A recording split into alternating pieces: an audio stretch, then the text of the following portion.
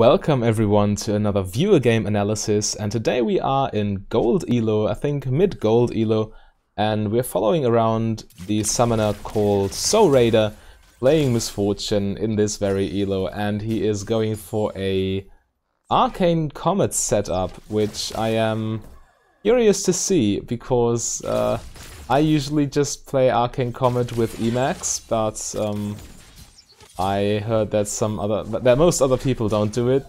So yeah, maybe I can learn something. Maybe hopefully I can give you some tips because you're probably watching this video. Yeah, the lane is Leona and the Misfortune. Oh, having a level 2, no, almost level 2 advantage. Wow, that was super aggressive. Missing her roots and then flashing in. Yeah, that's overcommitting. That's very much overcommitting, but they got nice damage on the Ashe. Yeah, the way this lane works out is, well, Ashe obviously has more range than Misfortune and way more obviously more range than Leona. So Ashe and Lulu are really going to poke these two out, and the only way Misfortune and Leona can win this is if they get a good level 6. Well, level 6 and past level 6 is kind of the premier time for this. Oh, this is way too much, bro. This is way too much. Somehow worked out. Yeah, that was super questionable play from the Leona. But they traded 1 for 1, and who got the kills? Yeah, Lulu got the kill and Leona got the kill, so blue team comes out ahead because Misfortune can farm and push this under turret, which Ashe cannot because she's dead. So outcome was in blue team's favor, but the play itself was really bad. You don't tower dive level 2 in this situation. No, never. Yeah, well, what I was about to say, the red team, the Ashe Lulu, should look to poke out blue team really heavily because they have the range advantage, and as long as they can keep the tank support low on health, she really cannot initiate without dying immediately. Which leads me to another point. Lulu in this situation should never start coin. Coin line is very bad in general at the moment, but if your win condition in lane is to poke out the enemy, then you even more so need to start with the blue support item, the one that deals damage, you know, what's its name, Frostfang or something. And yeah, but it's alright. Mistakes happen. As far as itemization, in almost every elo mistakes like this happen, but glaring mistakes like these, obviously more like in the lower elos. Yeah, but Misfortune has bought 2 longswords, which is expected since they both build into lethality items, and you should always go lethality when you play Arcane Comet. Okay, Rengar is coming in. Red team might know. I didn't pay too much attention. Let's check if red team knows. Yeah, red team knows. Alright. Now that, oh, their control watered it up. Wait, okay, this is the correct setup. Okay, now they cleared it, and red team now has to play very passively, since they don't know if the Rengar is still okay, now they know because he popped the scrying orb. But in any other case, they would still need to respect the Rengar. They're not really positioning themselves to poke. Ashe should, yeah, try to volley the Leona at least. But at the same time, Misfortune with Arcane Comet does quite a bit of poke damage herself, which might be the reason they are that afraid. The first dragon, by the way, Infernal, so you should definitely play around that. And after your first back, I didn't check how much gold you had, but neither of you picked up a control ward, which might cost you an Infernal Drake if things go awry. Or if you attempt to take it after you've gained an advantage, but they know because they have vision and you don't know that they have vision since you didn't control ward. Yeah, you don't want messy situations like this. Okay, just run. Leave the Leona to die. Right, they almost got the Udyr. Yeah, but this could have been even way worse if they went more aggressively on the Misfortune there. Miss Fortune is obviously way less tanky, even though she had more health in that situation. Yeah, but Leona got caught out. Nothing really you can do as an AD carry. As a rule of thumb in a duo lane, if your partner, if your support gets all in, you try to go for a retaliation trade and all in their damage dealer. In this situation though, it's very hard because, well, you can ignore the Lulu because of her itemization, she doesn't do that much damage, but Wudir deals a lot of damage, and Ashe. You probably should have all in the Ashe, and you might have even been able to kill her. Well, no, I could rewind, but at the same time, yeah, in this situation, it's not too exciting of a situation. It's just a gank. Leona got caught out. But as a rule of thumb, always all in the enemy AD carry or the damage dealer. If they have a brand support, then you should all in the brand, obviously. Okay, Rengar, I don't know if they have seen him. They might even see the Poro. I don't know how the Poro mechanics work. I don't really see anyone using this rune. I don't know if you can see that the bush is Poroed if you are on the enemy team.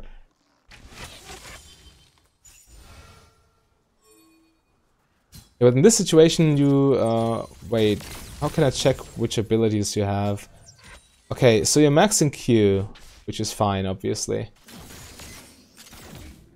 Yeah, but you can look to go for harass with... You even took Scorch, I checked, and...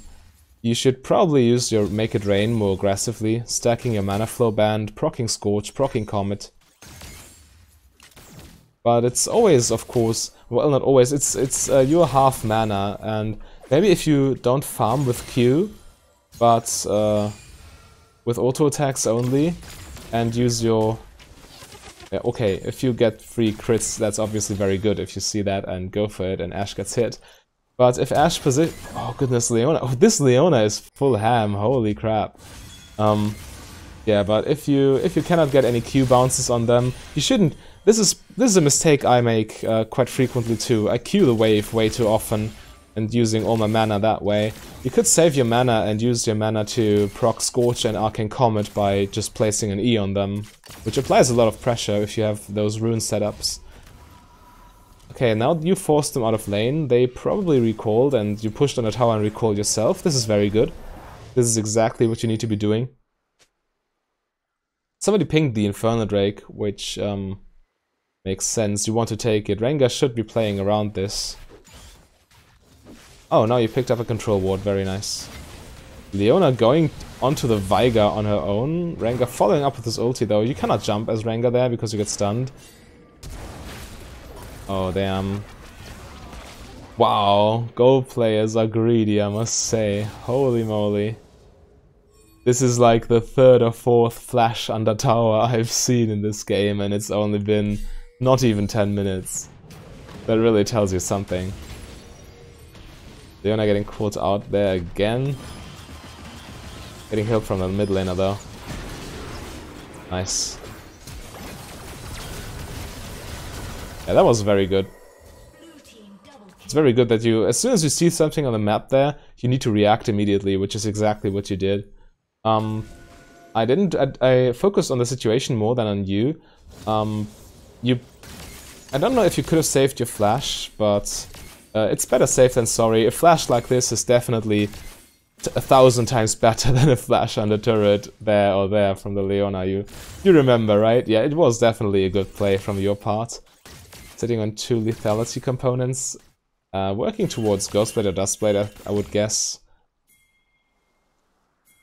Yeah, this would be a good time to pressure for Dragon. They have respawned, but you could set up the control ward and some vision, and maybe bait them if there was vision. Okay, yeah, the Ashe obviously is a little bit annoying with her Hawk shot.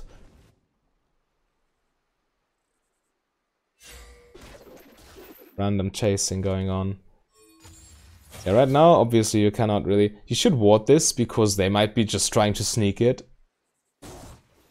So you should definitely ward it. But Leona decides to face check, which is in line with her playstyle at least. Okay, okay. Do something. Don't have your ult, right? Yeah, you don't have your ult yet. Which sucks. Yeah, but still, you saved the Leona. and you lose some summoners of theirs. This is dangerous. The Ashe might ult you. Right, yeah, but you... Okay, now the Ashe ults. You do outnumber them though. Should be relatively safe. Udyr is low, they're all low. And this is probably going to be a very greedy kill again. Ooh, that was very, very well played by the Lulu. Yeah, you chased way too hard. I kind of feel you.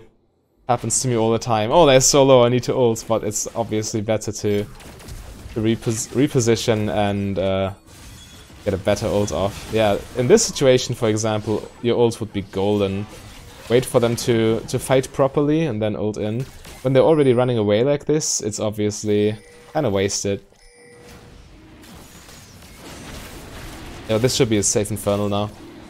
One of them is dead and the others are low and need to recall. Yes.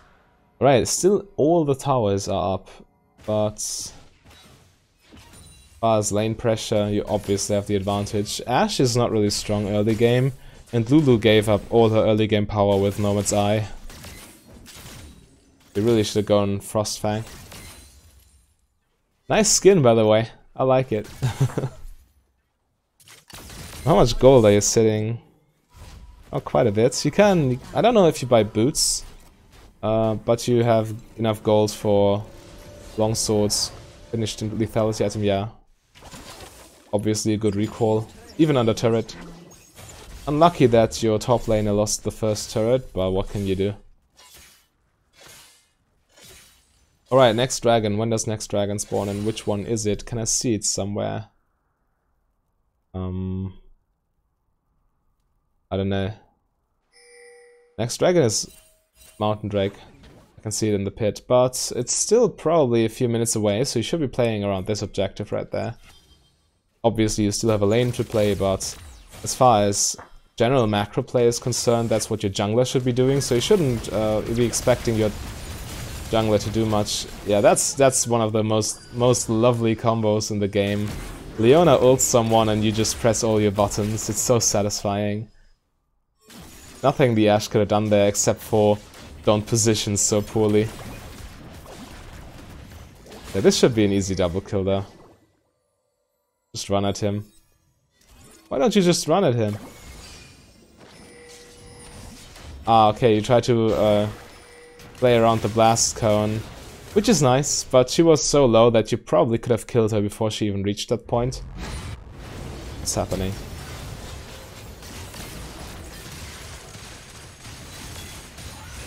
Nice. Okay, yeah, obviously, having numbers advantage, you can always fight that. A correct play, take mid turret, take Herald. Take Herald, no. Take the free stuff, this is not free. This is definitely not free. Right, Ashe being an idiot. Yeah, but the greed. Yeah, definitely not free. You cannot take this turret, you should have ran immediately towards this this Rift Herald. You should have just crazies pinged them, danger pinged them back. And pinged the Rift Herald so they knew. Yeah, but going for a T2 there is very much of a stretch. You cannot expect to take that. And now you need to, you're in a kind of awkward position where you need to run away and then recall. And in the meantime they can be taking this. Are they? No, they're not. Lucky on you. Okay, Ghostblade and Boots. And another lethality item. Yeah, I like this. I like this build. Definitely works.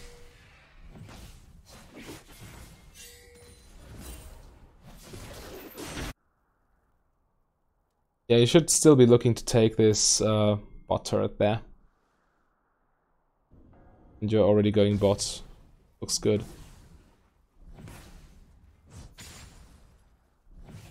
Alright, now that the game... the lane phase is a little bit extended in this game, because your turrets are still alive at 16 minutes, but it will be over soon, and then you need to think about who on the enemy team is going to be a threat. And judging from the scoreboard, that's definitely the Fiora. You might even contemplate buying an early Executioner's Calling at this point, because Fiora is a very healing heavy champion, and you really need to keep her in check, because she's the only one that's in a position to snowball and run away with the game, right? And this is your #1 priority to prevent.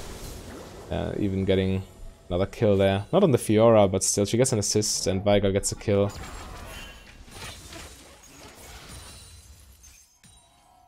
But if your teammates are feeding her, you obviously cannot do anything about that. But still, you are also a full AD team, keep in mind, so buying an early Executioners, maybe even an early Mortar Reminder, is very much viable in this situation. Yeah, you kind of need to anticipate they are going to stack armor. I don't like this ult too much. Yeah, but the Veigar got caught by the Leona too. Probably would have been better to hold onto your ult. This was more like them making mistakes. They could have easily just ran away when you ulted, and the Veigar was kind of slow to react. Yeah, you obviously got the double kill, but what I like to do is, I think to myself, what could the enemy have done to prevent this? And they could have just ran, really. And then your ult would have been completely wasted. Yeah, this was kind of banking on the enemy's mistakes, but yeah, it's always a little bit iffy. When you're starting to play against better players, things like this don't work anymore, and then you are plateauing, basically, because you're so used to these kind of plays. And that's one of my friends, what he's always doing. He's always trying to sneak early dragons, and when it works, he's like, oh, it worked, so it was obviously the correct play. But I'm like, no, it's just because it worked doesn't mean it was good, because the enemy could have easily punished you for it. And sometimes it happens, and it's the precise reason he's still stuck in gold elo, because he always goes for plays like this, and he justifies them with the outcome, but when they don't work, he's like, oh, that was bad luck or something, and you don't really climb with that attitude.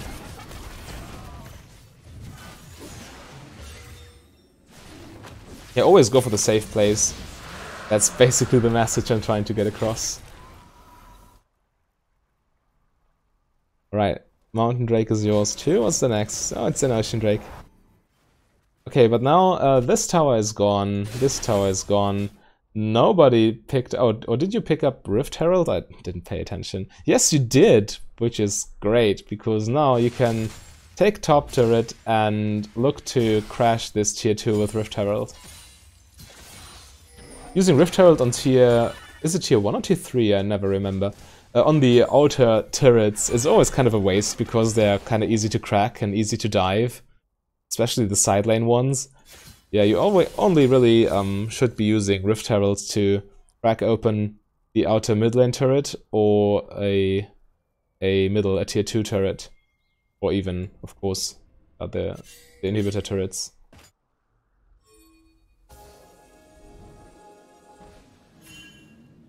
Baron spawning soon, and since you are ahead, it would be a good idea to already set up vision. Just placing a control ward right there, it creates so much pressure, because the enemy can never have vision of Baron. They never know for sure whether you're doing it or not. Obviously you're most of the time not doing it, but they always need to kind of run there, place another ward which you can then take, so just they can check, and they are wasting their wards and they are gifting you gold and XP. So just placing a control ward there if you're ahead is a very nice idea if you're a blue team. If you're a red team and you're ahead, you place the control ward like here and ward up this area, so they cannot... you basically want control of the topside river. Right, Veigar being an idiot, getting caught out completely. Not too much to say about this. But this should be a free... yeah, this is a waste. This is such a waste. Okay, at least the Herald didn't crash into turret and lose HP. Yeah, but, okay, now it's actually fine. You use it to crack open the tier 2. Yeah, this is actually fine, Herald. I, for a second, thought that he would first crash into this outer turret. Yeah, that was a nice ulti. Alright, yeah, the most important part was not dying to the Fiora. She's the only member of the team who can be dangerous at this point. Eating the random Ash arrow.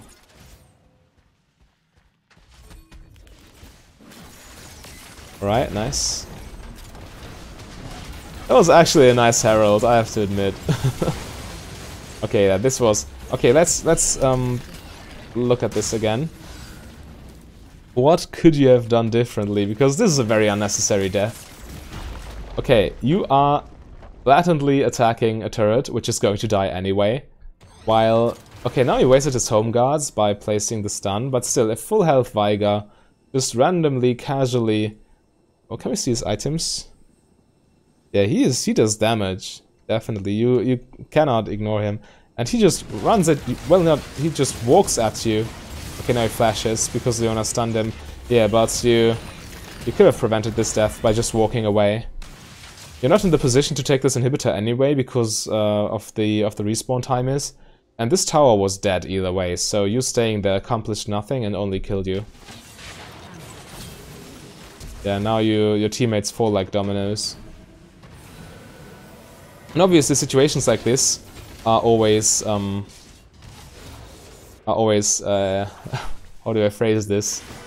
Opportunities for the enemies to come back. Yeah, that's a nice way to phrase it. And you obviously, as soon as you get a lead, you want to push this lead as far as possible, so you minimize the enemy's chances of making a comeback happen. Yeah, you could be way ahead in kills right now. Still, you are very much ahead because more kills and obviously all those towers. But you kind of always need to reassess the situation. When do I need to stop pushing? When do I need to reset to spend my gold? Because staying there, yeah, you obviously yeah, well, you get the point. It's never good to overstay. Right, you even bought the Executioner's Calling. Wow, that's very good. It's always nice to see people who know how to itemize. Yeah, Executioner is very important against the fed Fiora. He even got the lifesteal item here. And of course has her ulti. Yeah, Executioner is very important. Okay, now you're going for a Baron play. I'm not quite sure about this ward. When you blue team, you should place your ward as close to Baron as possible, because this ward right here probably doesn't spot this corner of the pit. So they could just be placing a vision ward in this corner, and you have no way to clear it.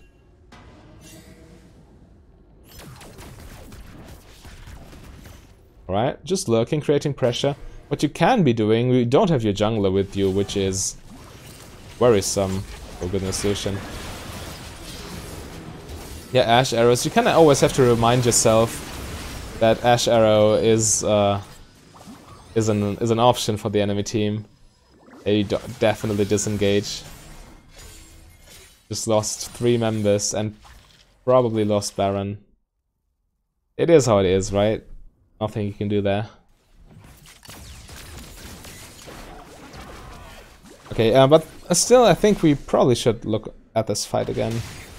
How did it happen? Why did it happen? It was an Ash arrow initiation, but still. Wanna go over it. Right, Lucian trying to apply pressure or something. Playing the frontliner as a mid laner. Okay. At this point you already should be disengaging.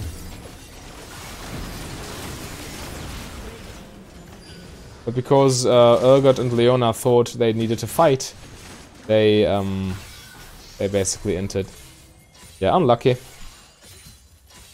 Unlucky. You lose the Baron. Ghostblade, Dustblade, Mortar Reminder. Yeah, I like. It's a good build.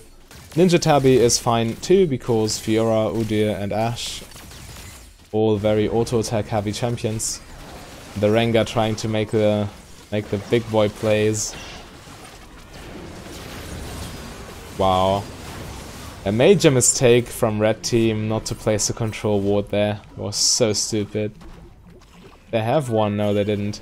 Yeah, that's the reason why you always control ward up. If you don't have a control ward in this pit, you don't need to... you must not be surprised that 50-50 plays like this go in the enemy favor. Yeah, but this was one of the points in the game at which Red Team could have made a comeback happen, but now you just... Well, Rengar died, but you got 1,500 gold and Baron buff. So, Red Team kind of lost their chances of coming back. And this all could have been prevented if they had just bought one control ward for this Baron pit. Not even for the Baron pit, but in general, the Lulu not running around with at least one control ward is questionable, at least. And the other members too. You should be control warding the map, because your support can only place so many wards, right? As soon as he places his second one, the first one disappears.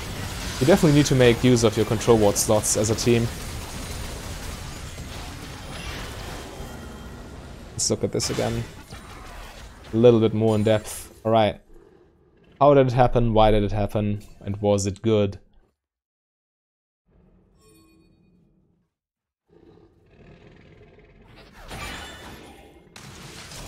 Alright. Fiora aggressively, very aggressively going on the Urgot for whatever reason. And her team is nowhere near to follow up, yeah.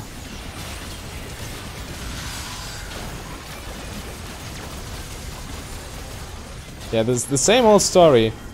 One of them, well, Fiora went for a very bad team fight, and her team felt the need to follow up, which killed them too. Yeah, and this is obviously very much game losing. Super dumb mistake. From a red team's perspective, you shouldn't even be out there in the first place. You obviously will lose both of those inhibs because of Baron, and what you really need to do is just stay alive, defend those turrets, and this turret, and just wait for Baron to wear off. Yeah, but this game, you don't have a wave, do you? Well, it's probably not game.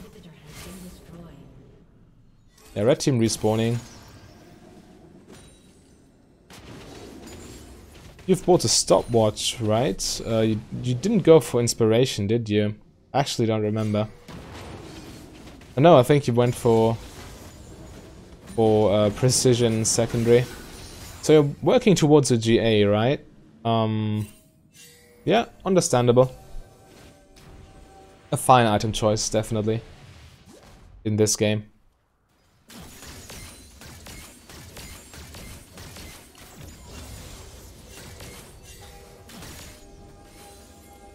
You're grouping mid, but I don't really see a point. You should be grouping bot lane.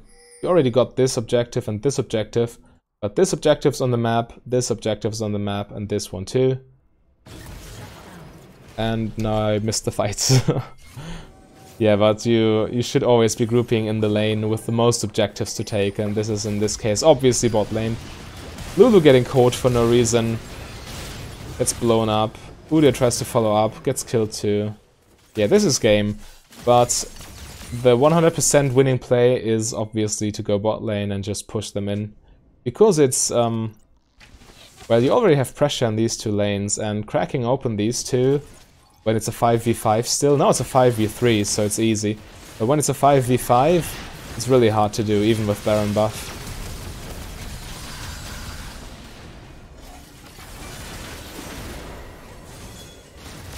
Yeah, but this is no game. But still, always go for the lane with the most objectives left. Because these two lanes already have super minions that create pressure. So if you just create pressure bot lane, it's a 100% win, even if the enemy doesn't feed.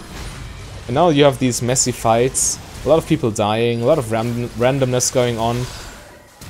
And you could just be playing this out slow and safe. Going for the bot lane. Yeah. But you came out ahead because the enemy went for stupid initiations on you. And this is game. Yeah, but I hope you've learned something, and that I've pointed out some macro play. Damn, I'm missing words so much today. What's wrong with me? Okay, let's just put it like, I hope you enjoyed the video. leave me a like if you learned something, and if you want to be featured in this series, leave me a comment with your server and your summoner name. And even if you did so in a previous video, if you do it in this video again, the probability that I see your post is obviously way higher. So if you want to be featured, leave me a comment, and I see you next time.